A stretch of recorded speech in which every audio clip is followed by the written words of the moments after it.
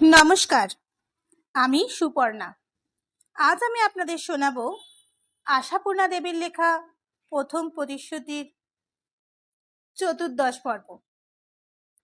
যদি আমার এই গল্প পাঠ আপনাদের ভালো লাগে তাহলে লাইক করে দেবেন, শেয়ার করে দেবেন এবং অবশ্যই সাবস্ক্রাইব করে দেবেন। চলুন শুরু করা যাক। কালের খাতার কয়েকখানা পাতা ডান দিক থেকে বাঁ দিক চলে আসে। গড়িয়ে যায় অনেকগুলো দিন। অনভ্যস্ত জীবন প্রায় ধাতস্থ হয়ে এসেছে নবকুমারের। গতিতে বেশ খানিকটা ক্ষিপ্রতার সঞ্চার হয়েছে। বাড়িতে অফিসের গল্প করতে শিখেছে। অফিস যাওয়ার সময় কৌটো ভর্তি পান আর পানের সঙ্গে দোক্তা নিতে শিখেছে। ইতিমধ্যে ছেলেরা স্কুলে কয়েকবার ক্লাস বদলেছে, আর সত্যবতীরা একবার বাসা বদলেছে। বাসা বদলাবার অবশ্য অতি সূক্ষ্ম গোপন একটি ইতিহাস আছে। সেই ইতিহাস শুধু সত্যবতীর আর ভবতোষ মাস্টারের মধ্যেই নিবদ্ধ। বেশ চলছিল সংসার।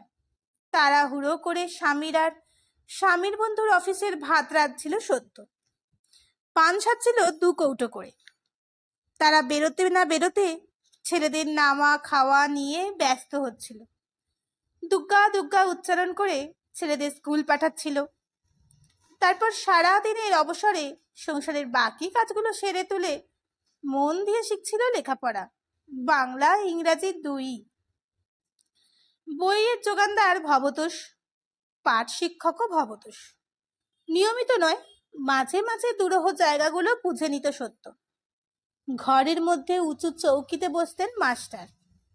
চৌকের সামনে মাটিতে সত্যর 2 ছেলে বসত মাদুরে, নিজেদের বই খাতা নিয়ে। আর সত্য মাদুর থেকে কিছুটা দূরত্ব বজায় রেখে মেঝে বসত মাথায় কাপড় টেনে। কিন্তু কথা চিরদিনই স্পষ্ট সত্যর, তাই দূরত্ব সত্ত্বেও তার প্রশ্ন বুঝতে অসুবিধা হতো না ভবতোষের। এই পড়াশোনার মাঝখানে হঠাৎ একদিন সত্য বলে বসলো, আমাদের জন্য অনেক তো করলেন আপনি, আর একটু কষ্ট করতে হবে। ভবতোষ বিচলিত হয়ে বললেন, কষ্ট কিসের? কষ্ট মানে? কষ্ট তো বটেই, এ যাবৎ অনেক কষ্ট করলেন। সে যা হোক, আপনি পিতৃতুল্য, আমি আপনার মেয়ের মতো, তাই। কিন্তু আমি হচ্ছি না। সত্তর বড় ছেলে লক্ষ্য করলো হঠাৎ যেন মাস্টারমশাইয়ের মুখটা কেমন বদলে গেল। কিরকম যেন ভয় পাওয়ার মুখ হয়ে গেল। সত্য অবশ্য মাথায় ঘোমটা, মুখ নিচু। ভবতোষ অস্ফুটে কি যেন বললেন।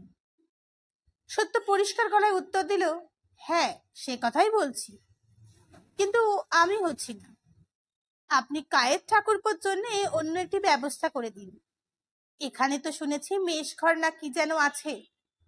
মাথা পিছু খাই খরচা দিয়ে বেটা ছেলেরা একজোট হয়ে থেকে অফিস কাছারি করে। কায়েত ঠাকুরপো অর্থে নিতাই। সামনে শুধু ঠাকুরপো বললেও আড়ালে তার সম্পর্কে অপরকে বোঝাতে কায়েত ঠাকুরপো বলেই উল্লেখ করে সত্যবতী। কিন্তু সেটা কেবলমাত্র বোঝাতেই। নবকুমারের সঙ্গে তো ঠিক ভাইয়ের মতোই ছিল সে বাড়িতে।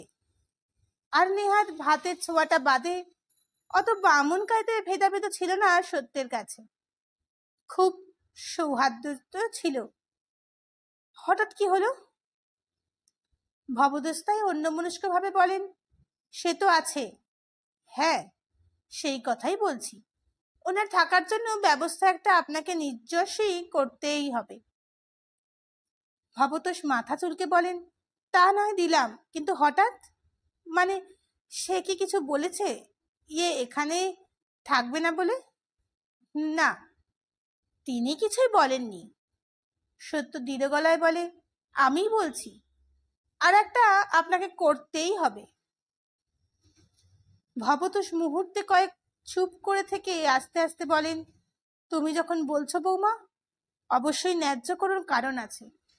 তবু মানে বুঝতে পারছি না বলে কেমন যেন চিন্তায় পড়ছি। এবার আর উত্তর এলো না সত্যর দিক থেকে। ভবতোষ উঠে দাঁড়ালেন। তারপর বললেন, নবকুমারেরও এই মত তো? সত্য বলল, ঘর সংসারের সুবিধে অসুবিধে বেটা ছেলের মতামত চলে না, ব্যবস্থা হয়ে গেলে বললেই হবে। ভবতোষ বুঝলেন বুঝলেন কোনো একটা গোলমেলে ব্যাপার ঘটেছে। কিন্তু নেতাই ছেলেটা তো হলো কি? আচ্ছা, হঠাৎ বলা কওয়ানে নিতাইকে তিনি বলবেন কি করে, ওহে তোমার জন্য মেষের ঘর জোগাড় করেছি, কাল থেকে থাকোগে যাও সেখানে? সে কথা বলেও ফেললেন। নিতাইকে আগে একটু না জানালে? হ্যাঁ, সে একটা চিন্তা বটে, কিন্তু কি আর হবে, বলতেই যখন হবে সেই ব্যবস্থা আমিই করব। ভব তো স্বগত্যাই বিদায় নিলেন। বড় ছেলে বলল, কাকাবাবু কেন এখানে থাকবে না মা? সত্য গম্ভীরভাবে বলল, ছেলে মানুষ সব কথায় থাকতে নেই খোকা, যখন যা হবে দেখতেই পাবে। কেন কি বৃত্তান্ত অত ভাবতে বসো না। তা তারা শুধু দেখতেই পেল, দেখলো বাবা কোথা থেকে যেন পালিয়ে থাকলো। মা চুপচাপ দরজা ধরে দাঁড়িয়ে রইল, আর নিতাই কাকা নিজের তোরঙ্গ আর বিছানা নিয়ে আস্তে আস্তে একটা ভাড়াটে ঘোড়ার গাড়িতে গিয়ে উঠল। পরিস্থিতিটা তেমন থমথমে যে একটিও প্রশ্ন করতে সাহস হলো না তাদের। তার সাহস প্রথমটাই নবকুমারেরও হয়নি, তাই সে সকাল থেকে পালিয়ে বেড়াচ্ছিল। অনেক রাত্রে বাড়ি ফিরে প্রায় চোরের মতো চুপি চুপি তাকিয়ে দেখলো নিতাইয়ের ঘরটার দিকে। দেখলো দরজায় শেকল তোলা। বুকটা ধক করে উঠল। মনে হলো তার অন্তর নামক জায়গাটাতে যেন অমনি একটা শেকল তোলা দরজা দাঁড়িয়ে রয়েছে, মুখ গম্ভীর করে। সে দরজা আর বুঝি কোনো দিন খুলবে না। সেই বন্ধ ঘরের মধ্যে রয়ে গেল নবকুমারের অনেকখানি সুখ, অনেকখানি আনন্দ।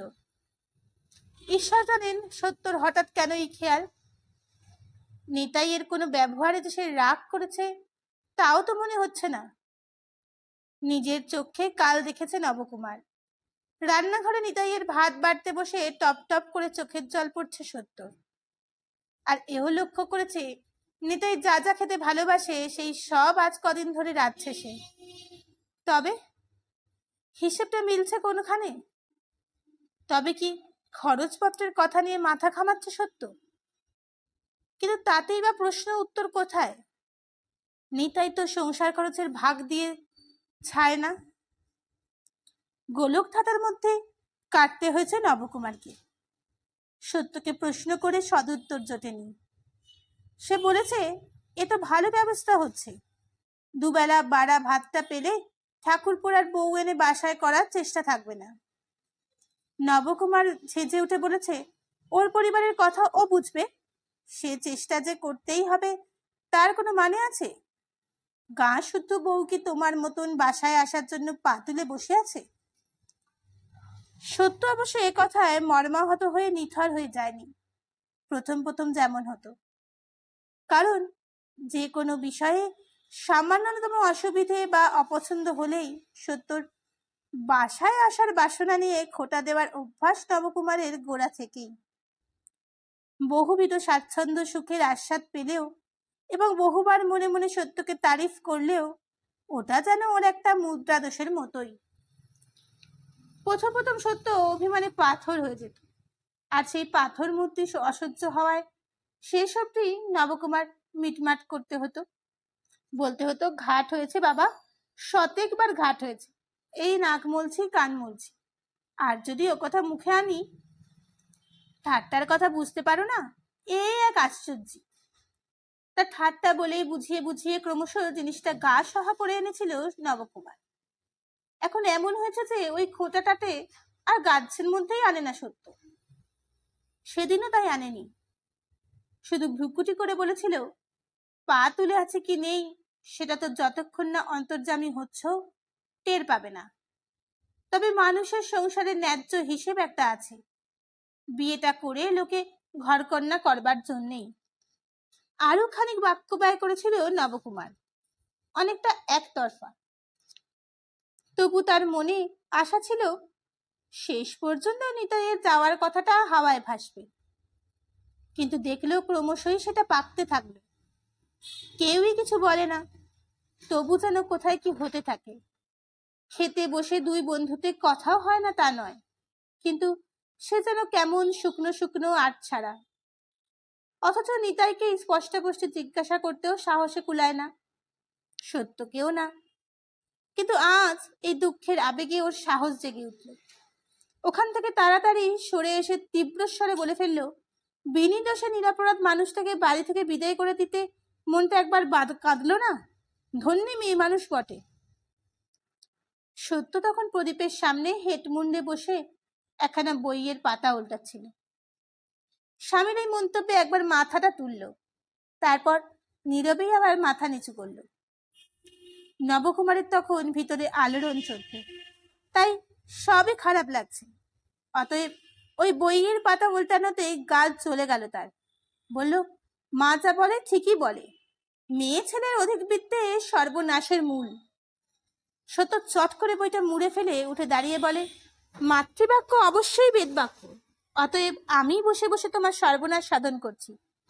তার তো আর চারা নেই, বিদ্যেটা তো আর ঘটিবাটি নয় যে অসুবিধা ঘটাচ্ছে বলে সরিয়ে রাখবো। কিন্তু বিনা দোষে কিনা আর মন কাঁদছে কিনা সে সংবাদ তুমি সঠিক পেয়েছ। মন পাষাণেরও বরং প্রাণ আছে, তোমার মধ্যে নেই। বন্ধুকে যে নবক্ষমার কতখানি ভালোবাসে সে কথা সত্যর অজানা নয়, তাই এত বড় দোষারোপেও বিচলিত হয় না সে। বোঝে রাগে দুঃখে বলে ফেলেছে, আর সেটাও তো স্বভাব নবকুমারের। রাগের মাথায় কড়া কথা বলে বসে, আর রাগ ভাঙলে খোসামত করতে বসে। তাই সত্য অবচলিত ভাবে বলে, তা পাশানি যখন তখন মন কাদার কথা উঠছে কেন? তবে বিনা দোষে এ কথা ভাবার হেতু? যে মানুষ গুরুর নামে কলঙ্ক দিতে পারে তাকে আমি অন্তত নিরাপরাধ বলতে পারবো না।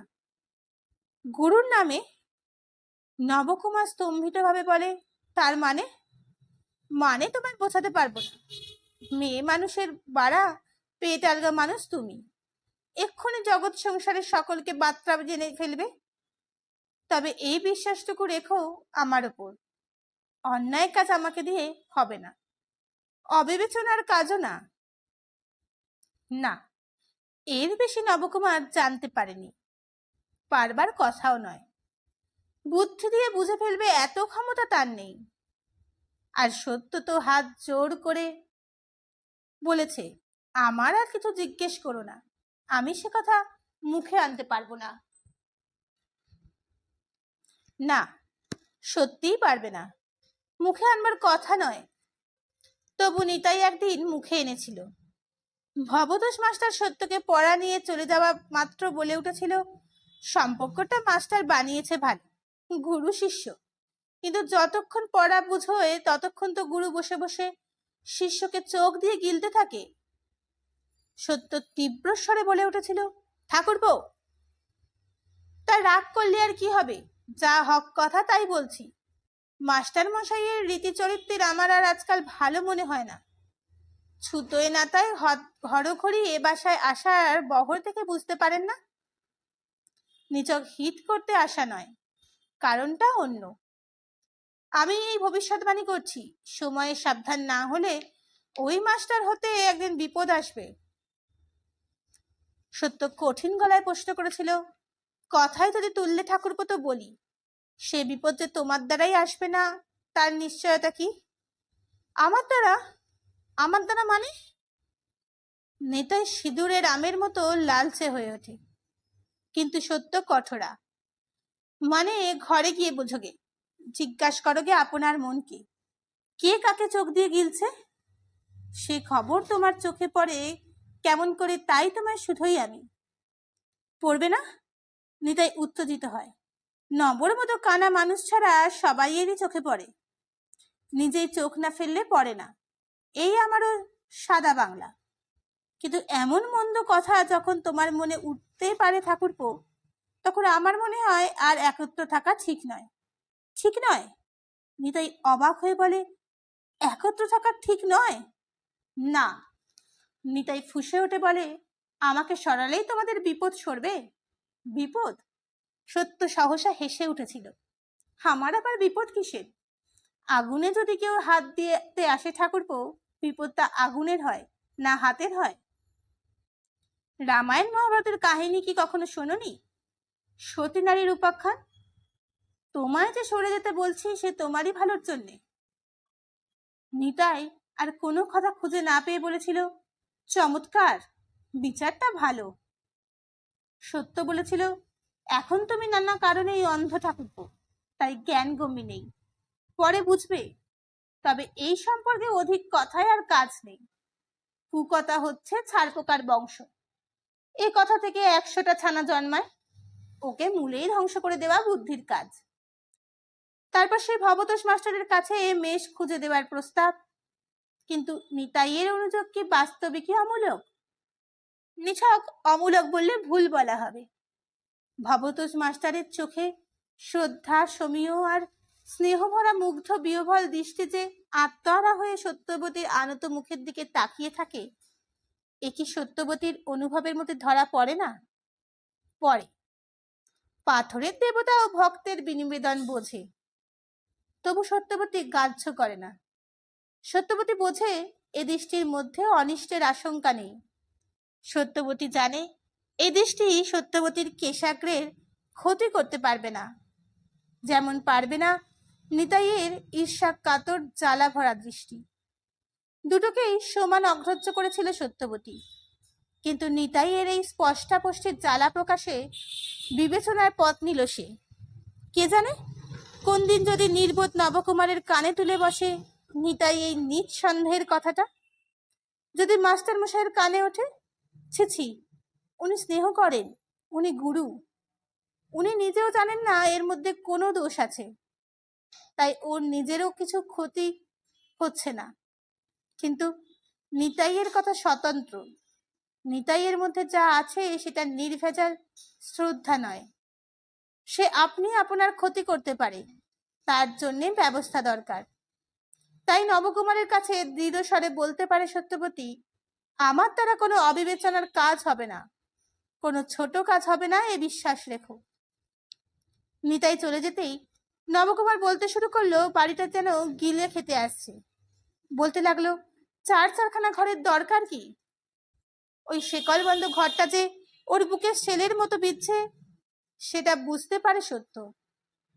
তাই একদিন নরম গলায় বলে, আর একটা বাসা দেখলে হয় না? কেন, আর একটা বাসার কি দরকার? নবকুমার খাপ্পা হয়ে ওঠে। দরকার আর কি, একটু হাওয়া বদল। তাছাড়া এ বাসায় ভাড়াটেও তো কম নয়। এদিকে বাজারে দিন দিন অগ্নিমূল্য হচ্ছে, ওদিকে ছেলেদের বই খাতা স্কুলের মাইনে বাড়ছে। তা সে তো তোমার পক্ষেই ভালোই। একটা মানুষ দুবেলা দুমুঠো ভাতের বদলে 1 মুঠো করে টাকা ধরে দিচ্ছিল। সে তো বিনা ভিক্ষাবায়ে উঠে গিয়েছিল আর মনে মনে প্রতিজ্ঞা করেছিল, ঠিক আছে, আর নবকুমারকে বলা নয়, ভবতোষ মাস্টারকেও অনুরোধ জানানো নয়, নিজেই হাল ধরবে সে। ঝিকে দিয়ে বাসা জোগাড় করে, ঝি 5 বাড়ি ঘোরে, অনেক সন্ধান রাখে। তা সত্যর হিসেবে ভুল হয়নি। মুক্তরাম বাবু স্ট্রিটের একটা বাসা ঝি পঞ্চুর মাই জোগাড় করে দিয়েছে। বাড়িওয়ালার মস্ত বড়লোক, বনেদি ঘর। আগে যখন আরো বলবলাও ছিল, তখন আমরা গোমস্তাদের জন্য ছোট ছোট অনেক বাসা বানিয়ে দিয়েছিল। এখন কর্মচারীর সংখ্যা কম, তাই 2-5খানা বাসা ভাড়া বসিয়েছে।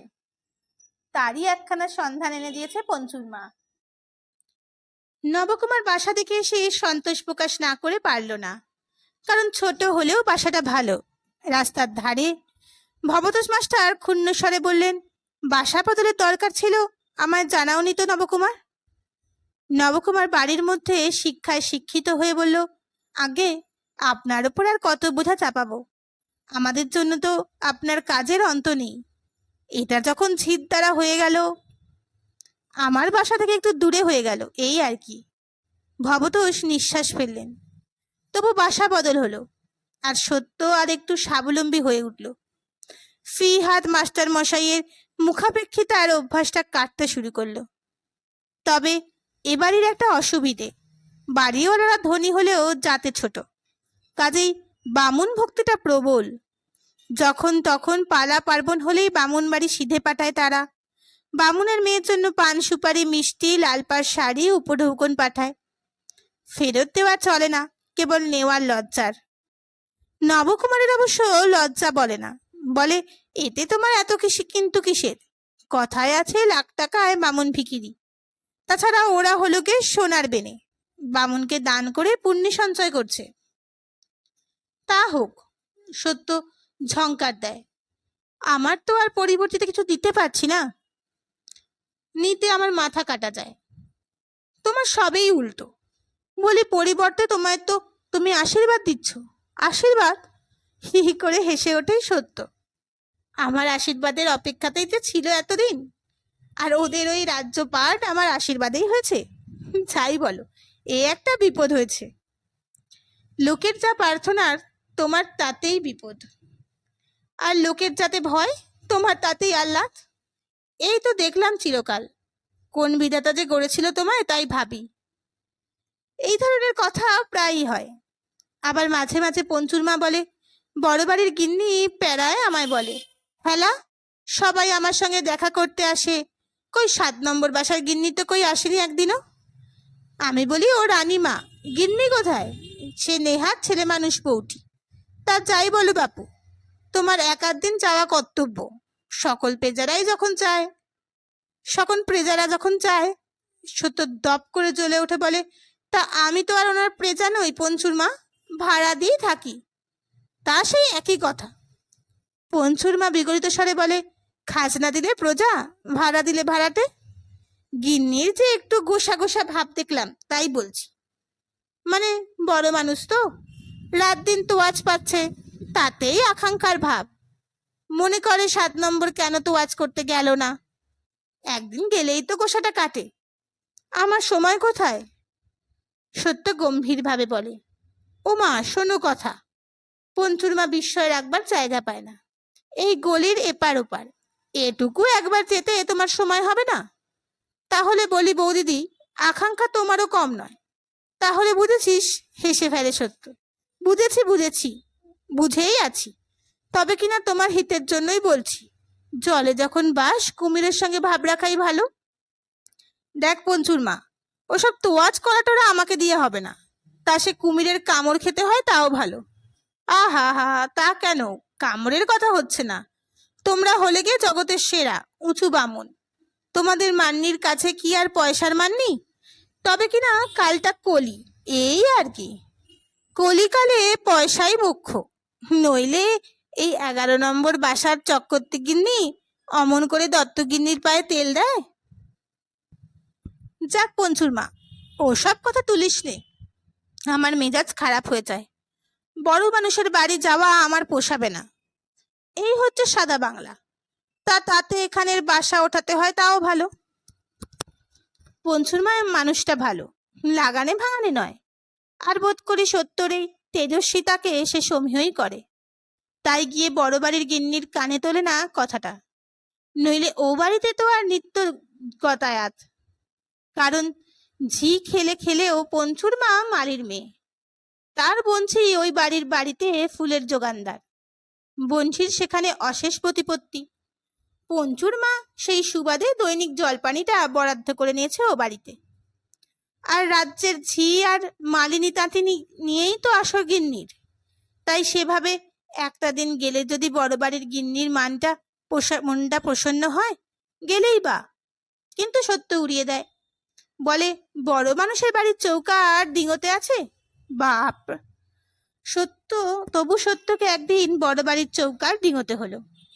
ওদের রাঁধুনি বামনি আর গিন্নির খাস ঝি এসে কর্তার নাতির মুখে ভাতে নিমন্ত্রণ করে গেল। নতুন কাঁসার রেকাবিতে 4 জোড়া সন্দেশ আর নতুন পেতলের ঘটিতে সেরটাক তেল তাওয়ায় নামিয়ে দিয়ে বলল, নাতির মুখের পেশাদ, নেমন্তন্ন করে গেলাম। বাড়ি সত্য সব চাওয়া চাই, বাড়িতে যেন উনুন না জ্বলে। সত্য মৃদু গম্ভীর ভাবে বলে, কবে অন্নপ্রাশন? এই তোমার গে পরশু। সত্য আরো গম্ভীর ভাবে বলে, তবে ছুটির দিন তো না, বাবুকে 10টায় আপিস যেতে হয়, উনুন না জ্বাললে চলবে কেন? অত সকাল সকাল তো আর চক্কি বাড়িতে ভাত মিলবে না। তা জানি না, রাঁধুনি খড়খড়ে গলায় বলে ওঠে। পাড়ার কারুর ঘরে উনুনের ধোঁয়া উঠতে দেখলে কিন্নি আর রক্ষে রাখবে না, এই হচ্ছে সংবাদ। তাহলে বাবুকে সেদিন পান্তা খেতে হবে। সত্য নিশ্চল দাঁড়িয়ে বলে, আর রাঁধুনি বামনি গালে হাত দিয়ে থ হয়ে যায়। তারপর খড়খড়িয়ে ওঠে, ওমা, এ যে সর্বনেশে মেয়ে গো, রানীমা তো ঠিকই বলেছে। আর সকল বাড়ির শুধু ঝি গেলেই বোধ হয় হতো। 7 নম্বরের বামন্দি তুমি সঙ্গে যেও। ওনার বড় দেমাক, কি জানি যদি সুদ্দূরের মুখের নেমন্তন্ন না নেন। তা ভালো, চোখে না দেখেও মানুষ চিনতে পারেন। তোমাদের রানীমা তো খুব গুণী। রাধুনী বোধ করি কথাটার নিহিতার্থ হৃদয়ঙ্গম করতে না পেরেই বলে, গুণী সে কথা আর বলতে, একবার কেন 100 বার গেলেই জানতে পারবে কি দয়া দাক্ষিণ্যি। আর রূপও তেমনি, যেন জগদ্ধাত্রী প্রীতিমা। গিন্নির খাস দাসীর সঙ্গে, কাজেই জানা কথায় এই যে স্তুতিগান একেবারে ব্যর্থ হবে না। সত্য বলে, তা দাঁড়াও, ঘটিটা রেকাপটা নিয়ে যাও। শুনে ঝিবামনি দুজন হেসে ওঠে, ওমা, বলো কি গো, নিয়ে যাব কি? ও তো সামাজিক বিলোনোর জন্যে। একেবারে ব্যাপারীদের কাছে বায়না দিয়ে 1 মাপের 1 গড়নের অমন 1000খানেক আনানো হয়েছে। এসব বুঝি দেখনি কখনো? সত্য আর বিরক্তি না করে জিনিস দুটো ঘরে উঠিয়ে রাখে। ওই হাসির শব্দ যেন ছুরির মতো বিদ্ধে থাকে। দেখবে না কেন, রামকালী চাটুর্যের মেয়ে সত্য অনেক কিছুই দেখেছে। বাসন বিলানোও দেখেছে বই কি, কিন্তু সেটা কখন কিভাবে বিলোনো হয় তা তার জানা ছিল না। ভাবলো কি জ্বালা, যদি বা 5 টাকায় এমন মনের কত বাসাটি পাওয়া গেল, তার সঙ্গে টুটলো এই পিঁপড়ের কামড়। এতখানি ওদের বাড়িতে না গিয়ে চলছে, আর চললো না দেখা যাচ্ছে। সামাজিক নেমন্তন্ন বলে কথা, গাড়ি পালকির পথ নয়, তবু এইসব কাজে পালকিতে চেপে যাওয়াই রেওয়াজ। পঞ্চুর মা বলে, আমি এই বাসন কখানা মেজে বাসা থেকে কাঁচা কাপড় পরে আসছি বৌদিদি, তুমি সাজগোজ করে নাও ততক্ষণ, আর খোকাদেরও পোশাক আশাক পরিয়ে। খোকারা তো এখন স্কুলে চললো, বলল সত্যবতী। ও মা, সে কি কথা, নিমন্তন্ন খাবে না ওরা, স্কুল কামাই করে? পঞ্চুর মা অবাক হয়ে বলে, একদিন তোমার স্কুল কামাইটা এক মারাত্মক হলো বৌদিদি। পাড়া শুদ্ধ ছেলে কেউ আর স্কুলে যাবে নাকি? বলে 20 দিন থেকে দিন গুনছে সবাই। বড় মানুষের বাড়ির নেমন্তন্ন, কত ভালো মন্দ সামগ্রিক আয়োজন, 12 মেশে সংসারে তোমাদের গিয়ে সেসব চোখেও দেখতে পায় না কেউ। সত্য ঈষৎ কঠিন সুরে বলে, তা 12 মাস যখন দেখতে পায় না, একদিন পেয়েই বা কি রাজ্য লাভ হবে? তুই বাসা থেকে ঘুরে আয়, আমি একাই যাব। জানি নে বাবা, তোমার মতিগতি কেমন। বলি, ছেলেরা না গেলে মাথা পিছু ছাদাটাও তো বেবাক লোকসান। লাভ লোকসানের হিসেব তোর সঙ্গে করতে বসতে পারছি না পঞ্চুর মা, কাজ ছেড়ে বাসা থেকে ঘুরে আয়। পঞ্চুর মা তথাপি হাল ছাড়ে না, বলে, তা বৌদি, খোকার স্কুল থেকে ফিরেও যেতে পারে। খ্যাট তো তোমাকে এই দুপুর থেকে সন্ধে অবধি চলবে, তুই থামবি? বলে ধমক দিয়ে সরে যায় সত্য। নবকুমার কোটের পকেটে পানের কৌটোটা ভরে নিতে নিতে বলে, ছেলেদের নিয়ে গেলেই পারতে। কেন? কেন আবার কি, নেমন্তন্ন? না, বড় লোকের বাড়ি না যাওয়াই ভালো। ছেলে বুদ্ধি, ছেলে মন, হত চাকজমক দেখে এসে শেষে নিজেদের তুচ্ছ মনে করতে শিখবে। তোমার যত সব উদ্ভট কথা মাথাতে আসেই বা কি করে? যাক, যাবে, 1 টাকা নিয়ে যেও, সামাজিক আশীর্বাদ দিতে হবে তো। সত্তর জোড়া ফুরু নেচে ওঠে, কৌতুকের হাসিতে মুখ উজ্জ্বল দেখায়। 1 টাকা? ধুত, এতদিন ধরে এত সিধে শাড়ি কাপড় চোপড় পেয়ে আসছি, যদি তার শোধ দেবার সুযোগ পাচ্ছি, টাকা দিয়ে সারবো কেন? তবে কি দেবে, গিনির মালা? নবকুমারও রহস্য করে। গিনির মালা? না, বেয়ে আন্দাজে কি করতে যাব না, এইটা দেব। সত্য তরঙ্গ খুলে একটা জিনিস বার করে, মুঠোয় চেপে রহস্য ভরে বলে, হাত গুনে বলো কি এটা? হাত গুনতে জানি না, আপিসের বেলা হয়ে যাচ্ছে, দেখাবে তো দেখাও। সত্য মুঠো খুলে ধরে, আর ঝকমক করে ওঠে সোনার জৌলুস। কড়িহার 1 গাছা, ভরি 5 কম নয়। নবকুমার হেসে ফেলে বলে, ইস, তা আর নয়, প্রাণ ধরে পারবে? নিশ্চয়, আমার প্রাণ অত হালকা নয়। পাগলামি করো না। পাগলামি নয়, সত্যিই দেব। ওই অত বড় সোনার হার ছড়া দিয়ে দেবে? বড় মানুষের সঙ্গে পাল্লা দেওয়ার স্বাদ? পাল্লা নয়, সত্য গম্ভীর হয়ে বলে, মান সম্মান রক্ষে। বলে কিনা প্রজা, ওদের কাছে তোমার মান, ওরা হলো গে লাখপতি, তাতে আমার কি? এবার নবকুমার বলে, রহস্য নয়, সত্যি। ক্রুদ্ধ হয়ে ওঠে। বলে, সর্বনাশ, বুদ্ধি না হলে এমন কাণ্ড কেউ করতে যায় না। বলে, একটা টাকায় যেখানে মেটে সেখানে এত বড় একগাছা সোনার হার, এ শুধু বদ্ধ পাগলেই করে। তাছাড়া উড়নচণ্ডী হয়ে সোনাদানা নষ্ট করার অধিকারী বা কে দিয়েছে? কে? সত্যকে। এলো কিছু যদি টের পান, রক্ষে রাখবে। সত্য গম্ভীরভাবে বলে, এ তো তোমার মায়ের জিনিস নয়। নয় মানে? তোমার বাবা যে কালে শালঙ্কারে কন্যাদান করেছে, এই আমার বিয়ের সময়ের জিনিস নয়। সেসব তোমার মার সঙ্গে দেননি। একবার নিত্যানন্দপুরে যেতে ছোট খোকার নাম করে পিসি ঠাকুমা দিয়েছেন বলেই বিরতে হবে? না না, ওসব বদখেয়াল ছাড়ো। তাহলে আমার যাওয়া হয় না? চমৎকার। বলি, এত যদি টেক্কা দেওয়ার শখ, নিজের জন্য তাহলে হীরের মুক্ত জরি বানারসি জোগাড় করো। তা কেন? সত্য দৃঢ়ভাবে বলে, বামুনের মেয়ে শাখা আর লালপাড় শাড়ি মস্ত আভরণ।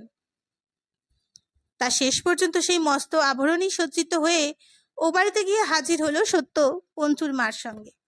একখানা নতুন কাঁসার রেখাবিতে সেই কড়িহার ছড়া আর একটু ধান দুব্য নিয়ে। নৌকোতার বহর দেখে পঞ্চুর মাও তাজ্জব হয়ে গেছিল। গালে হাত দিয়ে বলেছিল, হ্যাঁ গা বৌদিদি, বড় বড় কুটুম বাড়ি থেকেও তো 2-1 টাকা দেয়, আর তোমার মতো এই পাড়াপড়শি পেজারা 4 গন্ডা কি জোর 8 গন্ডা পয়সা। 1 টাকা হলো তো খুব বেশি হলো, আর তুমি?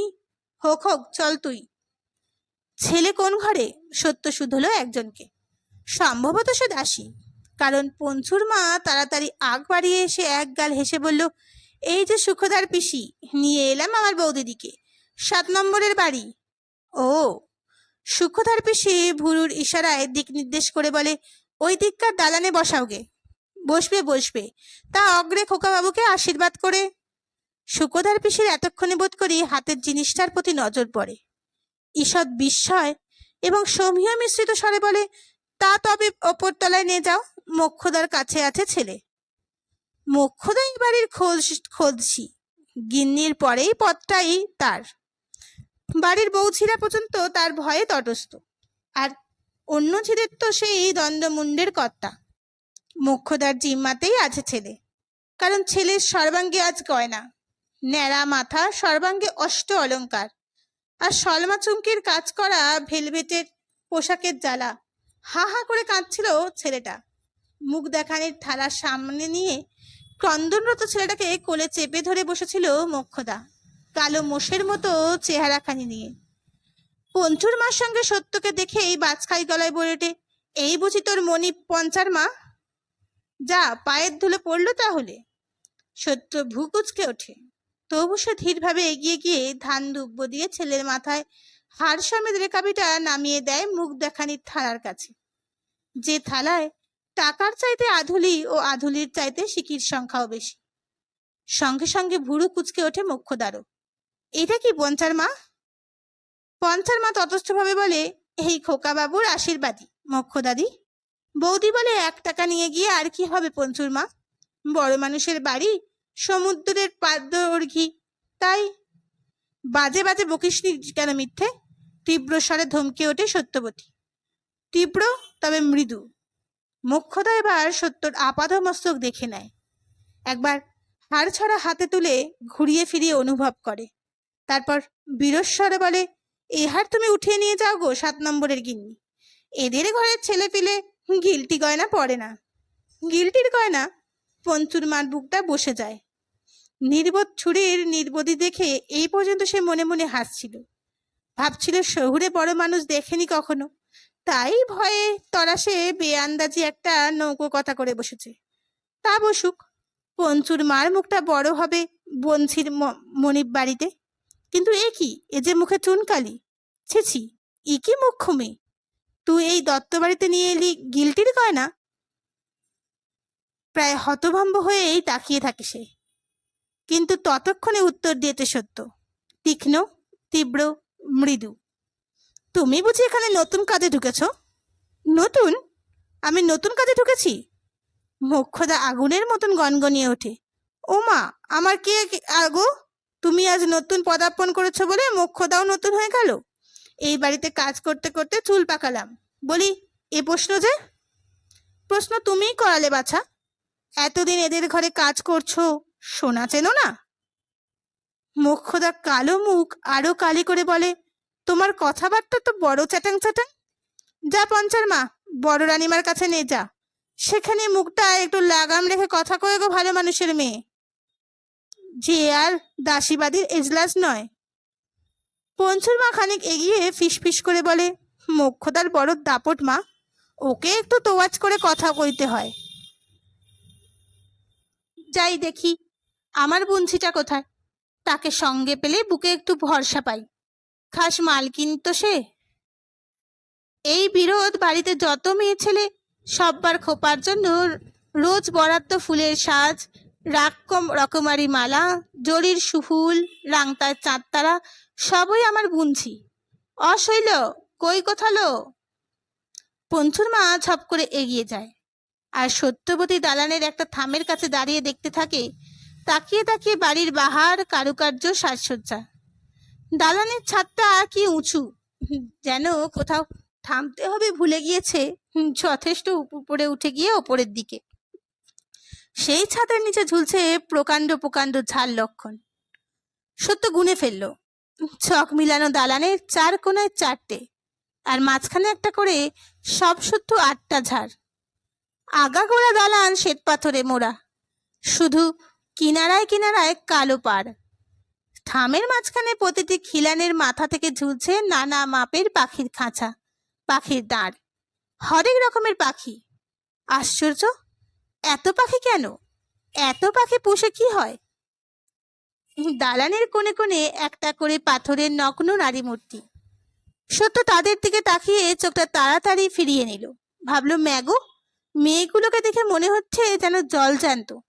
তারপর মনে মনে ফিক করে একটু হেসে ভাবলো, বেচারিরা বোধহয় রক্ত মাংসেরই ছিল। হাজার লোকের চোখের সামনে অমন করে দাঁড়িয়ে থাকতে হওয়ায় লজ্জায় পাথর হয়ে গেছে। বাইরে থেকে বাড়ির ভিতরের একটা শোভা সৌন্দর্য ঠিক বোঝা যায় না, ভিতরে ঢুকলে দেখে তাজ্জব বনতে হয়। ছোটবেলায় বাবার সঙ্গে নবাব বাড়িতে অনেক গল্প শুনেছে সত্য, আর অসীম কৌতূহলী চিত্তের অসংখ্য প্রশ্ন সরাঘাতে রামকালীকে বলতেই হতো অনেক কিছু বিশদ করে। দত্তদের অন্তপুরে এসে সত্যর সেই ছোটবেলার শোনা নবাব বাড়ির কথা মনে পড়ল। শোনা গল্পের সঙ্গে মনের রং কল্পনা মিশিয়ে দিয়ে এই ধরনের ছবি এঁকে ধরে রেখেছিল সত্য তার ধরনের জগতে। তাই ভাবল, বাবা, এই যে দেখছি একেবারে নবাবী কাণ্ড। এসো গো বৌদিদি। ঊর্ধ্বশ্বাসে ছুটে এলো পঞ্চুর মা। এই সময় চলো, এখন একটু ভিড় কম আছে।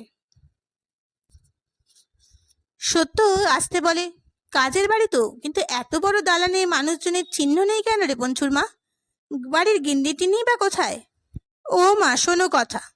পঞ্চুর মা বিস্ময়ের চরম অভিব্যক্তি স্বরূপ গালে হাত দেয়। কি হলো, মূর্ছা গেলি রে? তা মুচ্ছ দেওয়ার মতোই কথা যে বললে, এ কি তোমার আমার মতন গরিব ঘরের ঘর যে নাতির অন্নপ্রাশনে ঠাকমা কোমর বেঁধে কাজ করে বেড়াবে? এ বাড়ির গিন্নিরা নিচের তলায় নামে নাকি? নিচের তলায় নামে না? সত্য হেসে ফেলে বলে, কেন, পায়ে বাদ বুঝি?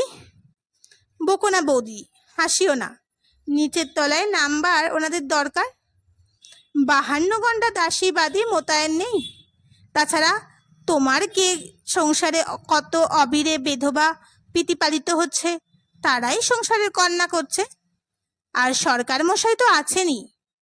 অবশ্যই একেবারে নাবে না তা নয়, নাবে। পালা পার্বণে ঠাকুর দালানে আসে, তা তার জন্য আলাদা সিঁড়ি আছে ভেতর ঘর দিয়ে। এদিকটা হলো গে না সদর না অন্দর, দুইয়ের মাঝখানে। মানুষজনের কথা বলছো, সে তোমার গিয়ে এইদিকে বড় নেই। ভিড় দেখতে চাও তো দেখো গে যাও ভেতর বাড়ির উঠানে দালানে। এ তো আর চালা বেঁধে ভিয়েন বসানো নয়, পেরকাণ্ড টানা লম্বা পাকা ভিয়েন ঘর। তার ছেঁচতলায় মেছুনিরা বসে মাছ খুঁড়তে, ভগবান জানেন কত মন মাছ। তবে যে যা বটি দেখে ভিড়মি লেগে যায়। মন্দ ছেলেরা প্রথমে ন্যাজা মুড়ো খণ্ড করে বাগিয়ে দিয়েছে, তারপর মেছুনিরা বসে খামি করতে। দেখাবো, সবই দেখাবো তোমায় ঘুরিয়ে ঘুরিয়ে। আমি শৈলের মাসি বলে আমায় কেউ কিছু বলে না, আর বললেই বা কেন? আমি বলবো, আমার মনিব গো, গাঁ ঘরের মানুষ, এত সব সাহেবী কেতা শহরের কাণ্ড তো কখনো দেখেনি, তাই কথা হচ্ছিল এ হদ্দ ও হদ্দ দালান পার হতে হতে। 3 মুড়ো পার হয়ে তবে একেবারে শেষ মুড়োর সিঁড়ি। সিঁড়ির কাজ কারবার এসে পৌঁছেও ছিল, হঠাৎ দাঁড়িয়ে পড়ে তীব্র তীক্ষ্ণ অথচ চাপা গলায় বলে উঠল সত্য, পঞ্চুর মা। কি হলো গো? পঞ্চুর মা থতমত। দেখ, কথা যখন কইতে জানিস না, হস্তি দীর্ঘি জ্ঞান যখন নাই, তখন মেলা কথাগুলো কথা কইতে আসিস নে। ও মা, কথার ভুল আবার কখন হলো? সে জ্ঞান থাকলে তো বুঝবি। তা তোকেই স্পষ্ট কথায় সাবধান করে দিচ্ছি, আমাকে নিয়ে মিছে কথাগুলো বকবক করবি না। যা করতে এসেছিস তাই কর। বাবা, ধন্যি মেজাজ। মেজাজেও তুমি তো দেখছি রাজা রাজার থেকেও কিছু কম যাও না। এদের এইসব ঘর বাড়ি, বটকখানা আর বাবুদের ঐশ্বর্যের দবদবা, এই কলকাতা শহরে এদের এমন রাষ্ট্র ছিল যে শুনতে পাই নাকি খাস বিলিতি সাহেবরা শুদ্ধ দেখতে আসতো। আর তুমি কি না? হ্যাঁ, আমি ওই রকমই। ও বাবা, একে ও বাবা একে বলেই হঠাৎ থেমে দাঁড়ায় সত্য। তারপরে ঈষৎ এগিয়ে গিয়ে নিরীক্ষণ করে দেখে, অনুচ্চ স্বরে হেসে দিয়ে বলে, দেখ কাণ্ড, কে বলবে সত্যি সেপাই নয়। পঞ্চুর মা এবার একটু গৌরব অনুভব করে। আংখারি মানুষটার হয়েছে তাহলে জব্দ। শিকার পেয়েছে যে সে অবাক হয়েছে। সিঁড়িতে উঠতে যেতেই ঠিক পাশে বন্দুক কাঁধে যে সেপাই খাড়া দাঁড়িয়ে আছে বীরের ভঙ্গিতে, প্রথম দিন সেটাকে দেখে পঞ্চুর মাও ঘাবড়ে গিয়ে 10 পা পিছিয়ে এসে দুগ্গা নাম জপ করতে শুরু করেছিল। দেখে শৈলর কি হাসি! সেই রকম হাসি পঞ্চুর মা হাসতে ইচ্ছা করছে। তবে নেহাত নাকি মানুষটা বেখাপ্পা মেজাজি, তাই সাহস হয় না। শুধু একটু মুচকি হেসে ক্ষান্ত হয়ে বলে, ওই দেখো, যত দেখবে তত আশ্চর্য হবে। এনাদের এক কুটুমবাড়ি তত্ত্ব এনে গেছিলুম, তা সে বললে বিশ্বাস করবে না। তাদের বাগানে ফোয়ারার ধারে এমন একটা মেয়ে ছেলের মূর্তি বসানো আছে যে দেখলে লজ্জায় জিভ কেটে ছুটে পালাতে হয়। আমি বলে উঠেছিলুম, পর্যন্ত মরণ মাগির এই বারবাড়িতে এমন বেবস্তর হয়ে নাইতে এসেছে কেন? শ্বেত পাথরে গড়া তো। আমি ইনতাম করেছিলুম বোধহয় তোমার গে মেম বাইজি টাইজি হবে। তা আমার কথা শুনে এ বাড়ির এক দাসী হাসতে হাসতে হাতের বারকোষটাই ফেলে দিল। পথের ওপর মিঠাই গড়াগড়ি। সত্য কিন্তু এই হাসির নাটকে অংশগ্রহণ করে না। ঈষৎ কঠিন গলায় বলে, তা সেরকম মূর্তির অভাব তো এখানেও নেই। দেখে লজ্জায় জিভ কাটতে হয়েছে তো আমাকেও। তা এই বুঝি শহরে বড় মানুষের বাড়ির বাহার, রুচি পছন্দকে বলিহারি যাই। পয়সা থাকে দেবদেবীর মূর্তি গড়িয়ে প্রতিষ্ঠা কর না, তা নয় যত অসভ্যতা। বাপ বেটার মায়ে পোয়ে একসঙ্গে আনাগোনা করতে হয় না এখান দিয়ে? দেখে লজ্জা লাগে না? পঞ্চুর মা সত্যবতীর এই অবোধ নীতিজ্ঞানের মন্তব্যে একটু অবহেলা মিশ্রিত পরিতৃপ্তির হাসি এসে বলে, তা এসব তো আর হেঁজিপেজির ঘরে কাণ্ড নয়। এ তোমার গিয়ে বিলেত থেকে সাহেব কারিগর এসে গড়েছে, এর মান মর্যাদাই আলাদা, তাই বুঝি?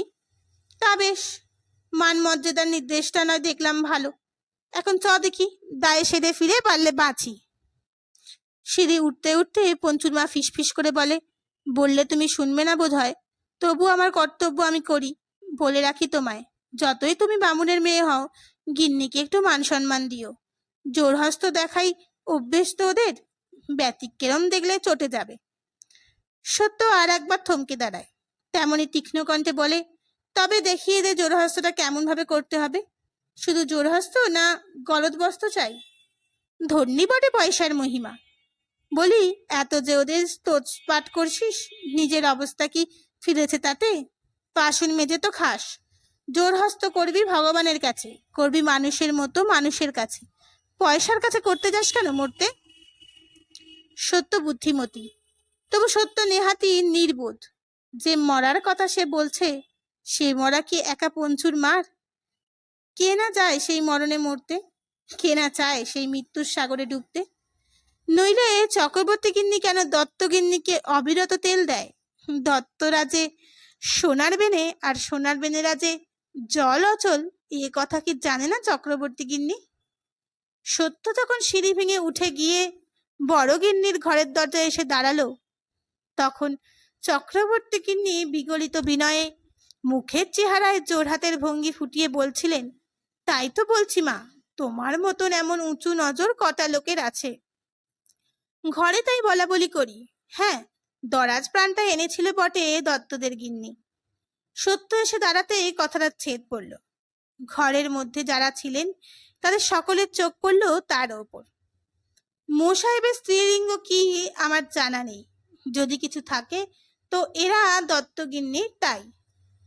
সেই সকালবেলা থেকে, অর্থাৎ যখন থেকে দত্তগিন্নির সভা করে জাঁকিয়ে বসেছেন, তখন থেকে এরা তাকে ঘিরে বসে আছেন এবং চাটুবাক্যের প্রতিযোগিতা চালাচ্ছেন।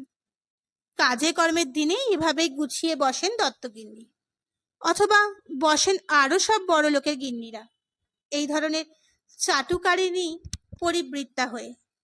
নিমন্ত্রিত যারা আসেন তারা পাতে বসবার আগে একে একে দুয়ে দুয়ে এসে দেখা করে যান। ওরা মানুষ বুঝে ওজন করে কথা বলেন। এখানেও আজ চলছিল সেই পর্ব। সত্য এসে দাঁড়ালো সেই পর্বের পার্বণী যজ্ঞাতে। সমস্ত দৃশ্যটার ওপর চোখটা বুলিয়ে নিল সত্য। দেখলো প্রকাণ্ড 4 চৌকা ঘর, তার মেঝেতে শতরঞ্জি খেলার ছকের মতো চৌকো চৌকো সাদা কালো পাথরে মোড়া। সমস্ত দেওয়ালটায় একটা কালচে সবুজ রং, আর নিচ থেকে হাত 3 উঁচুতে টানা লম্বা একটা 5 রঙা রঙের নকশা পার আঁকা। ঘরের মধ্যে ছাতের নিচে ঝাড় লণ্ঠন। জানলা দরজাগুলো যৎপরনাস্তি চওড়া আর উঁচু, তাতে পাখি খড়খড়ির পাল্লা আর পিটপিট ফিকে নীল রঙা কাঁচের সারসির পাল্লা।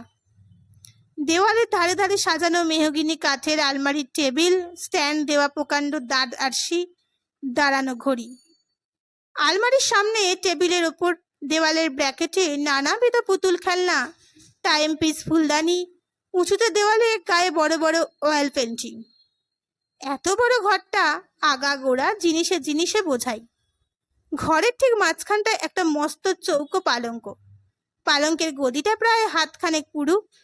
একখানা ধপধপে সাদা চাদর তাতে টান টান করে পেতে গদির তলায় গোজা। সেই পালঙ্কের ওপর চারিদিকে গির্দে তাকিয়া সাজিয়ে শ্বেত হস্তির মতো বিপুল বপুখানি নিয়ে বসে আছেন দত্তবাড়ির বড়গিন্নি। বড়গিন্নি যে বিধবা সে কথা জানা ছিল না সত্যবতী। কিন্তু এ কেমন বিধবা? সত্যর মনের মধ্যে প্রশ্নের প্রাবল্য। একই রকম সাজসজ্জা। বড়গিন্নির পরনে দর্শনের দৃষ্টি পীড়াকারী অতি মিহি চন্দ্রকোনার থান ধুতি, আর আঁচলে বড় থেলোর চাবি। সামনে চুল আলবোট ফ্যাশন, পিছনে একটা বড়ির মতো খোপা। বড়গিন্নির নিচের হাত শূন্য ফাঁকা, কিন্তু উপরের হাতে বোধ করি নিরেট সোনার মোটা মোটা প্লেন তাগা। গলায় গোছা করা গোটহার। কোলের কাছের উপর ডাবরে ডাবর ভর্তি সাজা পান। পালঙ্কের ধারে দাঁড়িয়ে বাজুর ওপর হাত দাঁড়িয়ে দাসী কোনো আশ্রিতা একখানি ঝালরদার পাহাতা দুলিয়ে দুলিয়ে বাতাস করছে। পালঙ্কের নিচে পায়ের কাছে একখানা জলচৌকির ওপর সোনার মতো ঝকঝকে একটা বড় পেতলের পিকদানি। আশেপাশে চাটুকারিনীর দল। অবস্থা সম্পর্কে এবং মর্যাদা হিসেবে কেউ পালঙ্কের উপরেই বড়গিন্নির গা ঘেঁষে বসেছেন, কেউ আলগোছে একটুখানি বসেছেন পালঙ্কের কিনারায়, কেউ কেউ বা পালঙ্ক ঘিরে আশেপাশে দাঁড়িয়ে। তাদের মধ্যে সধবা আছে, বিধবা আছে, বয়স্কা আছে, তরুণী আছে। শূন্য প্রকোষ্ঠের উপর ভাগে বাহুতে মোটা সোনার তাগা। ভারী বিসদৃশ লাগলো সত্যর। আর বিসদৃশ লাগলো বিধবা মানুষের এরকম পানের ডাবর কোলে করে খাট গদিতে বসে থাকা। ইতিপূর্বে কোনো বিধবাকে কখনো খাট গদিতে বসে থাকতে দেখেনি সত্য। মনটা হঠাৎ কেমন বিমুখ হয়ে গেল। ভাবতে চেষ্টা করলো বটে, মরুকে, এ যদি কলকাতা শহরের চাল চলন হয় আমার কি? কিন্তু চেষ্টাটা ফলবতী হলো না। মন সেই মোটা তাগা পড়া ছোট ছেলে মেয়েদের পাশবালিশের মতো মোটা মোটা ন্যাড়া হাত দুখানার দিকে তাকিয়ে সিটিয়ে রইল। বড়গিন্নি চোখের কেমন একটা ইশারা করলেন। সঙ্গে সঙ্গে দ্রুত ভঙ্গিতে একজন জলচৌকিতে বসানো সেই পিকদানিটা উঠিয়ে নিয়ে তার মুখের কাছে ধরল। বড়গিন্নি পিচ করে একটু পিক ফেলে বললেন, কে এসে দাঁড়ালো রা? চিনতে পারছি না তো। এগিয়ে এলো পঞ্চুর মা, বলে উঠল, ওই যে আপনার 7 নম্বর বাড়ির। তাই বলি চিনতে পারছি না কেন? আসেননি তো কখনো? তাই এসো বাচ্চা, একটু এগিয়ে এসো, পায়ের ধুলো দাও খানিকটা। পায়ের ধুলো নামক জিনিসটা যে নিজে থেকে দেওয়া যায় এহেন অভিনব কথা সত্য জীবনেও এই প্রথম শুনল। তার জানার জগতে জানা আছে ওটা যার নেবার ইচ্ছে হয় সে এসে মুন্ডু হেট করে আহরণ করে নেয়। কিংকর্তব্য বুঝতে না পেরে চুপ করে দাঁড়িয়ে থাকে। কই গো দাও। জনৈকা ধামাধারিণী তীব্র কণ্ঠে বলে ওঠেন, পার তলা থেকে এক ফোঁটা ধুলো নিয়ে এনার মাথায় দিয়ে দাও। সত্য গম্ভীরভাবে বলে, পায়ে ধুলো নেই। পায়ে ধুলো নেই? এইটা একটা কথা হলো? তাছাড়া দত্তগিন্নি পার্থিত বস্তু, তাও সোনা নয় দানা নয়, নিহারি তুচ্ছ বস্তু। সেই বস্তুর প্রার্থনা যে এমনভাবে অগ্রাহ্য করা যায় এ তো অভাবনীয় কথা। দত্তগিন্নি গালে হাত দিয়ে কোনো রকমে বিস্ময় এবং অবহেলার ভার কমিয়ে ফেলে ব্যঙ্গ হাসি হেসে বলেন, সেই যে বলে না, অভাগীর যদ্যপি ধায় সাগর শুকায়ে যায়। আমার ভাগ্যে যে দেখছি তাই হলো, এক ফোঁটা পদরজ দুর্লভ হলো। সত্য অবাক হয়ে তাকিয়ে দেখে সেই আকার অবয়ব বর্জিত মেদপিণ্ডের মুখের দিকে। এই মাংসের তলার মধ্যে যে বয়স উদ্ধার করা কঠিন, কিন্তু যিনি পৌত্রের অন্নপ্রাশন দিতে বসেছেন নেহাত কিছু ছেলে মানুষ তিনি নন, কোনো না সত্যর দিদিমার বয়সী। সত্যর সঙ্গে আবার কোন ধরনের রসিকতা তার! ঝড়ের আগে এটো পাত সদৃশ একটি মহিলা বলে ওঠেন, মানুষ বুঝে কথা কইতে হয় বাছা, কইবার আগে তাকিয়ে দেখতে হয় কাকে কি বলছি। বলা বাহুল্য সত্য নীরব। শুধু তার প্রকৃতি অনুযায়ী চোয়ালের পেশিগুলো দৃঢ় আর কঠিন হয়ে ওঠে। সোনার হার দিয়ে নৌকোতা করেছ তুমি না? এবার সত্য মুখ খোলে, নরম গলায় বলে, নৌকথা বলছেন কেন? খোকাকে যৎ সামান্য কিছু আশীর্বাদী বই তো নয়। তা সে যাই হোক, দত্তগিন্নি অসন্তুষ্ট স্বরে, ও হার তোমাকে ফিরিয়ে নিয়ে যেতে হবে। নিয়ে যেতে হবে? সত্য অবাক হয়ে বলে, ছেলেকে দেওয়া জিনিস কি করে নিয়ে গিয়ে কি করবে সে তোমার বিবেচনা। তবে প্রজার দানে সোনা আমরা নিই না। আবার সেই প্রজা? সত্যর সমস্ত শরীরের মধ্যে যেন একটা বিদ্যুৎ প্রবাহ বয়ে যায়। তবু সে কষ্টে আত্মসংবরণ করে বলে, তাহলে দেখছি আপনাদের এইসব প্রজা পাঠকদের নেমন্তন্ন করাটাই ভুল। নৌকোতা যা নিয়ে কে আর কোন কাজে যায় বলুন? তাছাড়া ব্রাহ্মণে কি আশীর্বাদী ফিরিয়ে নিতে পারে? ব্রাহ্মণ? দত্তগিন্নি একটু মলিন হন। ওমা, এ যে দেখছি কাট কাট কথা।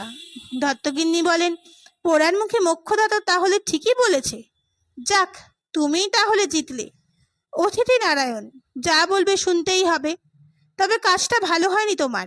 বামুনের মেয়ে তুমি, তোমাদের পায়ের ধুলো আমাদের শিরভূষণ। বলবো না তোমায় আমি কিছু, শুধু এইটুকুই বলবো, পুঁটি মাছও মাছ, রুই মাছও মাছ। তবু কে আর তাদের এক সমান বলবে বলো? যা বলেছি তো অতিথি নারায়ণ।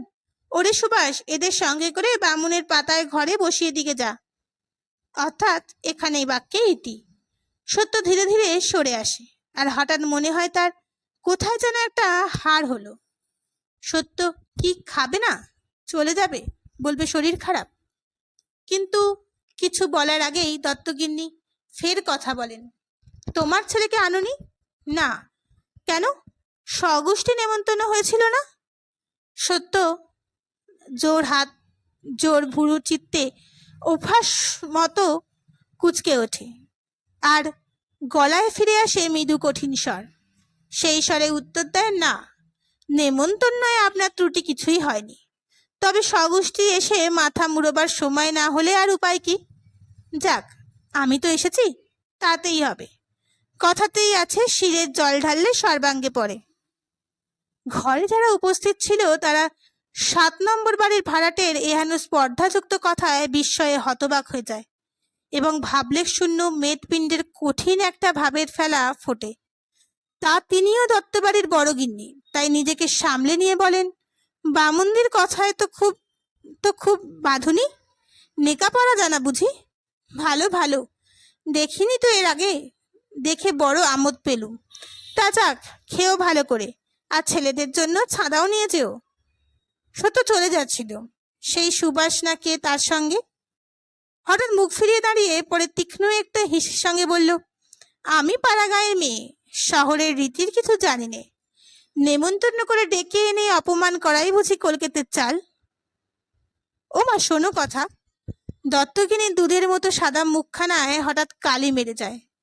আমতা আমতা করে বলেন, তোমরা হগলে কুলে কুলিন, সব বামুনের সেরা বামুন, যাকে বলে জাত সাপ। তোমাদের অপমান্নি করবে এত সাত্বিক কার আছে বলো ভাই বামুনদি? যদি দোষ টুটি কিছু হয়ে থাকে নিজ গুণে মার্জনা করে আমার খোকাকে একটু আশীর্বাদ করে যাও। সত্য স্থির স্বরে বলে, আশীর্বাদ তো অবিরতই করব, কিন্তু আমাকে একটু শিগগির ছেড়ে দিতে হবে, তারা আছে। সুদ্দূর বাড়ির বামুনের খাওয়া দিন দুপুরে মোটা মোটা খান্ত কতক লুচি, আলুনি খানিকটা কুমড়োর ঘ্যাট আর আলুনে বেগুন ভাজা। অবশ্য হরেক রকমের মিষ্টি আছে, আছে দই ক্ষীর। তা কোনোটাই সত্যর কাছে আকর্ষণীয় নয়। তবু খেয়ে দায় সেরে নিয়ে তাড়াতাড়ি পঞ্চুর মার সন্ধান করে। কিন্তু কোথায় পঞ্চুর মা? সে তখন ঢপ করে আসরে গিয়ে বসেছে। তিনতলার ওপর প্রকাণ্ড হলে সে আসর বসেছে। নাতির ভাতে ঢপ কীর্তন দিয়েছে দত্তগিন্নি, মন্দা ঢপি এসেছে, আর নাকি সুরে টেনে টেনে কি একটা গানের গোড়া বাঁধুনি শুরু করেছে। পঞ্চুর মাছ তল্লাশ করতে এসে ধারায় তার বঞ্ঝি শৈল, ময়লা রং, কালো ফিতে পার শাড়ি পরনে, সারা ধবধবে সরু স্মৃতির দুপাশে পাতলা চুল, সর্বাঙ্গ নিরাভরণ। তবু মনে হয় মেয়েটা খুব সেজেছে তো। এটা মনে হয় হয়তো তার মাজা ঘষা গরনের জন্য, হয়তো বা পানে রঙা ঠোঁটের জন্য। শৈল বার্তা শুনে অবাক হয়ে বলে, ওমা, চলে যাবে কি গো? ঢপ শুনবে না? না। কি আশ্চর্য, শোনবার লেগে লোকে মরে যায়, আর তোমার এত অগ্রাহ্যি? মনে ভাবছো বুঝি শুনলেই প্যালা দিতে হবে? তা তুমি দিলেই পারো, না দিলেও পারো, ওটা হচ্ছে ইচ্ছে সাপেক্ষ। তুমি পঞ্চুর মাকে ডেকে দেবে? ও বাবা, দিচ্ছি দিচ্ছি, মাসি তাই বলছিল বটে। শোনো, তোমাদের মাসিকে বলো একেবারে যেন একখানি পালকি ডেকে তবে আসে। পালকি? ও বাবা। শৈল পানে রঙা ঠোঁটের একটা অপরূপ ভঙ্গি করে ওদিকে এগিয়ে যায়। তীব্র তীক্ষ্ণ সরু গলার গানের আওয়াজ এবাড়ি থেকেও শোনা যাচ্ছে। শুধু এবাড়ি কেন, দূরে অদূরে বোধ করি পাড়ার সব বাড়ি থেকেই শোনা যাচ্ছে। সুরের জন্য যত না হোক, গলার জন্য মন্দা ঢপি বিখ্যাত। তীক্ষ্ণ সানানো গলা, গলার সেই সুর গানটা থামাবার পরেই বাতাসের গায়ে ঝনঝনিয়ে আছড়ায়। সত্য কখনো ঢপ কীর্তন শোনেনি। ছেলেবেলায় সেজ ঠাকুরদার সঙ্গে কখনো কখনো হরিসভায় কীর্তন গান শুনতে যেত, সেও অন্যরকম। তার গানের থেকে অনেক জোরালো ছিল খোল করতালের জগঝম্প।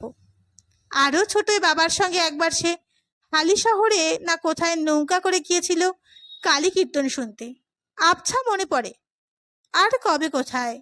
বারুইপুরে পানের চাষ অনেক আছে বটে, গানের চাষ নেই।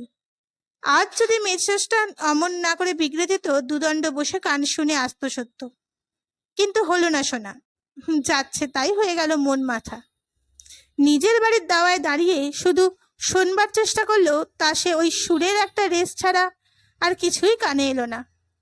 একটুক্ষণ দাঁড়িয়ে নিঃশ্বাস ফেলে সরে এলো সত্য। এই নিঃশ্বাস গান শুনতে না পাওয়ার জন্য অবশ্য নয়, কারোর অন্য। জগতে পয়সার প্রাধান্য দেখে আর পয়সার গরম দেখে মনটা উদাস হয়ে যাচ্ছে তার। কি আশ্চর্য এই কলকাতা শহর! গুণের নয়, ভিত্তে বুদ্ধির নয়, মানুষ মনুষ্যত্বের নয়, শুধুমাত্র পয়সা আর জয় জয়কার। এই শহরকে সে শৈশব কাল থেকে কত ভক্তি, কত সমীহের চোখে দেখেছে যে সত্য। খানিকটা উদাস উদাস হয়ে বসে থাকে সত্য। আবার ভাবল, তা একটা মাত্র সংসার দেখে, একটা মানুষের আচার আচরণ দেখেই কি অমনি একটা আশা ছাড়া হচ্ছে কেন? এত বড় বিরাট পুরীতে কত মানুষ, কত হালচাল। এই শহরেই রাজা রামমোহন ছিলেন, বিদ্যাসাগর আছেন, বঙ্কিমচন্দ্র আছেন, পিয়ালি ঠাকুর বাড়ির মহর্ষি দেবেন্দ্রনাথ ঠাকুর আছেন, আরো কত সব আছে। ভবতোষ মাস্টার তাদের সব জীবন কথা, মহিমার কথা কত শুনিয়েছে সত্যকে। সেসব ভুলে গিয়ে সত্য কিনা ওই দত্তগিন্নিকে দিয়ে কলকাতার বিচার করছে। মনটা ছেড়ে ফেলে উঠল। আজ আর পঞ্চুর মা আসবে না, তার কাজগুলো সব করে নিতে হবে। তা না একটু গুছিয়ে নিতেই টুডু আর খোকা স্কুল থেকে ফিরল দুমদাম করে। মা, ভীষণ নেমন্তন্ন খেলে তো, সমস্বরে বলে উঠল দুজনে। সত্য হেসে ফেলে বলে, হ্যাঁ, শুধু ভীষণ, একেবারে বিভীষণ। নে নে, স্কুলের জামা কাপড় সর্বজয় করিস নে, মুখ হাত পা ধো। খাবার আছে? খাবার? মন্না, মিঠাই, খাজা, গজা, ছানা বড়া, অমৃতি, ভাবতে ভাবতে আসছি আমরা। ওদের কণ্ঠে অহিষ্ণুতা দেবী দীপ্যমান। সত্যর মনটা একটু মায়া মায়া হয়ে আসে। এই দেখো ছোট ছেলেদের কাণ্ড, সারাদিন পড়ালেখা ফেল করে মন্ডা মিঠাইয়ের চিন্তা করছে, কিন্তু মায়াকে প্রশ্রয় দিলে চলবে না এখন। তাই সবিস্ময় ভাব দেখি বলে, ও মা, স্বপ্ন দেখছিস নাকি? ওসব আবার আমি কোথায় পাবো? ওরা কিন্তু এই বিস্ময়ে আমল দিল না, মার হাত ধরে ঝুলে পড়ে হই হই করে উঠল। ইস, তাই বই কি, চালাকি হচ্ছে। ও বাড়ি থেকে ছাদা আনুনি বুঝি? ছাদা? সত্যর মায়া মায়া মুখটা কঠিন হয়ে ওঠে। তীক্ষ্ণ প্রশ্ন করে, ছাদার কথা কে বলেছে? বাহ, বাবা তো অফিস যাবার সময় বলল, তোদের মা কত ছাদা আনবে দেখিস। ভুলে বলেছেন, নয়তো ঠাট্টা করেছেন। সত্য বলে, কিন্তু তরুর মনে এত আক্ষেপ উঠবে, সে বলে, তুমি শুধু শুধু আমাদের স্কুল পাঠালে, কেউ বুঝি আর স্কুল গেছে? পাড়ার ওরা দিব্যি পেট ঠেসে খেলো, আবার জনজনতি ছাদা আনলো, আর আমরা 16 রকম নাকি মিষ্টি করেছে ওরা। সত্য গম্ভীরভাবে বলে, সেটা আবার কি করে জানলি? আপিস যাবার সময় তাও বুঝি বলা হয়েছে? না, সে কথা বাবা কি করে জানবে? বলেছে পঞ্চুর মা। ও, তা আজ দেখছি তোদের মাথার মধ্যে শুধু এই ছাদার গল্পই ঘুরছে। হ্যাংলার মতন আবার ছাদা আনবো কি? যা, চল বাড়িতে যা আছে তাই দিকে। তুরুর বয়সে বড় হলে কি হয়, খোকার থেকে সে হাদা, তাই সে সহসা বলে ওঠে, চাই না আমি ও মুড়ি মুড়কি আর নাড়ু খেতে। পঞ্চুর মা ঠিকই বলেছে। হঠাৎ নিজের কথায় নিজে শিউরে উঠে চুপ করে যায় সে। কিন্তু চুপ করিয়ে রাখবার মেয়ে সত্য নয়। সে তীব্র জেরায় কি বলেছে পঞ্চুর মা তা আদায় করে চেষ্টা করে। আর তরু কাঠ হয়ে গেলেও খোকা বলে বসে, পঞ্চুর মা বলেছে, একদিন স্কুল কামাই হলে কি আর রাজ্যে লোপাট হয়? অমন ভোজটা থেকে ছেলে দুটোকে বঞ্চিত করলো। মা না রাক্ষসী? কি কি বললি? বল বল আর একবার। সত্য যেন দিশাহারা হয়ে গেছে। সত্য নিজের কানকে বিশ্বাস করতে পারছে না। এই হলো শেষটা? এই রকম হচ্ছে তার ছেলেরা? এর জন্য এত কাণ্ড করে দেশ থেকে চলে এসেছে সত্য? তার যে একান্ত বাসনা ছিল তার ছেলেরা সভ্য হবে, মার্জিত হবে। সত্য কি তবে অসভ্য হবে, অমার্জিত হবে? মারবে ছেলেদের? না, সত্য ছেলেদের মারেনি। শুধু একবার সেই তীব্র প্রশ্ন করে চুপ করে গেছে, চুপ করে বসে আছে। সেটা যে মুড়ি মুড়কিও খায়নি তাও আর তার মনে নেই।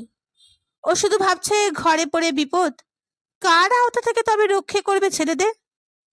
খানিক পরে নবকুমার এলো, আর চোখে একবার দেখে নিল সত্যর জলদ গম্ভীর মুখটা। তারপর ইশারায় খোকাকে ডেকে বাইরে নিয়ে গিয়ে প্রশ্ন করলো, কি হয়েছে সত্য? হ্যাঁ, বেগতিক দেখলে এই রকমই ওদের প্রশ্ন করে জেনে নেয় নবকুমার। নেয় খোকাদের কাছেই বেশি। জানে তুরুটা বোকা, গুছিয়ে বিশদ বলতে সে পারবেও না। কারণ শুনে নবকুমার বুঝতে পারে না এই তুচ্ছ ব্যাপারে এত বিচলিত হবার কি হলো সত্যর।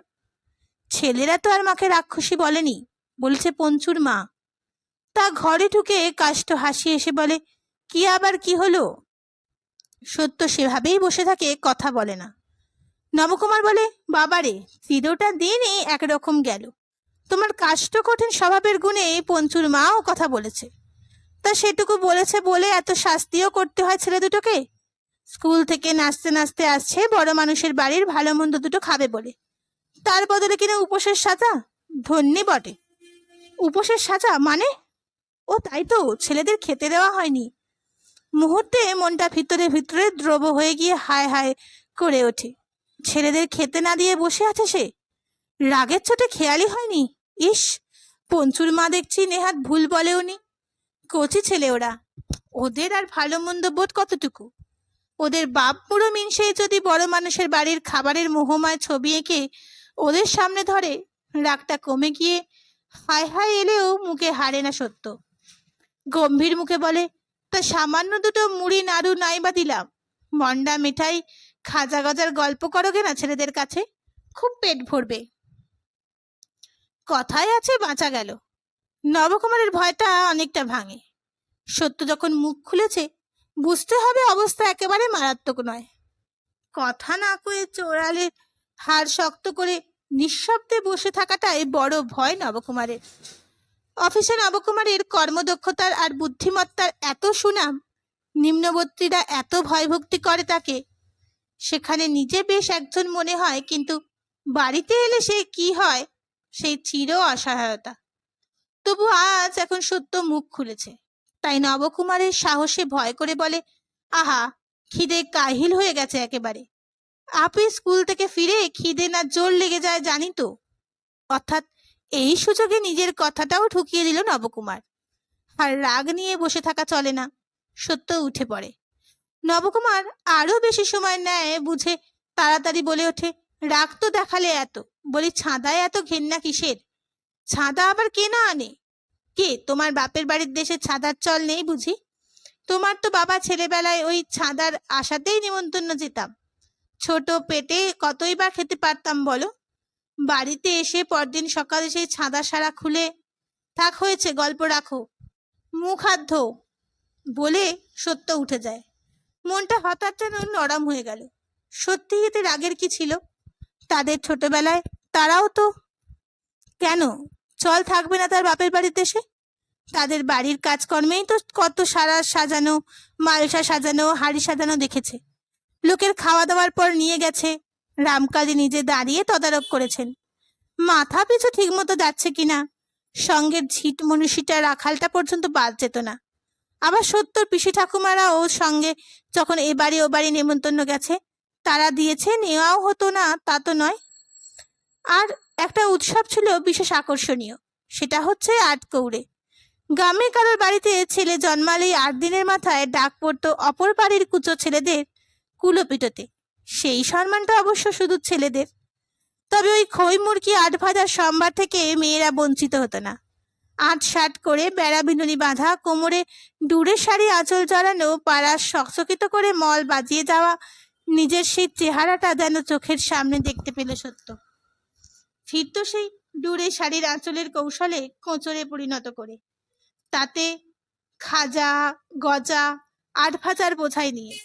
তার মধ্যে কেউ কেউ বা আবার 8টা করে পয়সাও মিশিয়ে রাখতো। বাড়ি এসে কি মহল্লাছে সেই পয়সা খোঁজার ধুম। কই, নিজে বা অপরকে তো কখনো হ্যাংলা মনে হতো না। কেন হতো না? আজই বা কেন? স্বামী পুত্রের খাবার জোগাতে জোগাতে কারণটা ভাবলো সত্য।